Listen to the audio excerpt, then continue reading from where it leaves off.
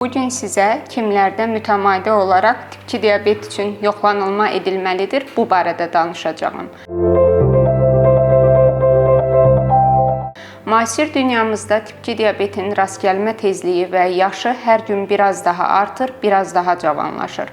Bunun qarşısını almaq və zamanında xəstələrə doğru diaqnoz qoyulması və doğru yanaşılması üçün diaqnoz nə qədər erkən qoyularsa, bir o qədər yaxşıdır. Diaqnozun erkən qoyulması üçün bir qrup şəxslər mütəmadi olaraq müayinələrdə olmalıdırlar. Bu qrup şəxslər kimlərdir? Birinci, bədən çəkisindən asılı olmayaraq, 35 yaşın üzərindəki hər bir şəxs 3 ildən bir aclıq qan şəkəri səviyyələrinə baxdırmalıdır. Aclıq qan şəkəri səviyyələrinə baxdırmaq dedikdə venoz qandan baxılması nəzərdə tutulur. Çünki kapilyar qandan, yəni barmaq ucu ölçümləri ilə edilən cihazlarla aparılan şəkər ölçümlərində cihazın müəyyən xəta payı ola bilər və bunun qarşısını alınmaq üçün laboratoriya şəraitində venoz qandan qan şəkərinin yoxlanılması mütləqdir.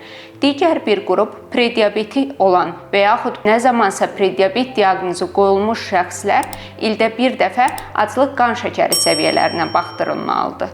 Üçüncü qrup şəxslər hamiləlik diabeti olan qadınlar 3 ildən bir mütləq şəkildə aclıq qan şəkəri səviyyələrinə baxdırmalıdır.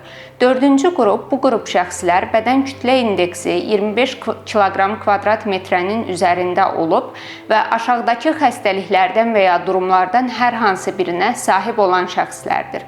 Birinci hansı qrupdur?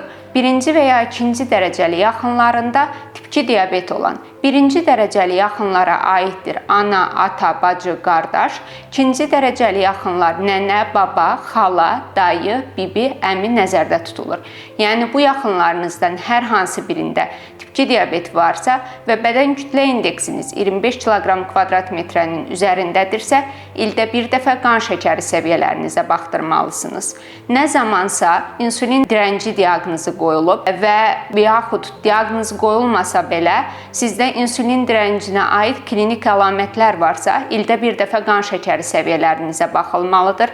Transplantasiya xəstəsisiniz, xüsusilə böyrək transplantasiyası olunmusunuzsa, baxılmalıdır. 4 kiloqram və ya üzərində uşaq dünyaya gətirən qadınlarda, yanaşı olaraq arterial təzyiqi olan şəxslər, arterial təzyiqi 140-90 mm civə sütunu və ya onun üzərində olan şəxslərdə, qlukokortikoid preparatlarla dərman müalicəsi alan şəxslərdə, ürək damar xəstəlikləri, beyin damar xəstəlikləri, periferik damar xəstəlikləri olan şəxslər. Bu şəxslər kimlərdir?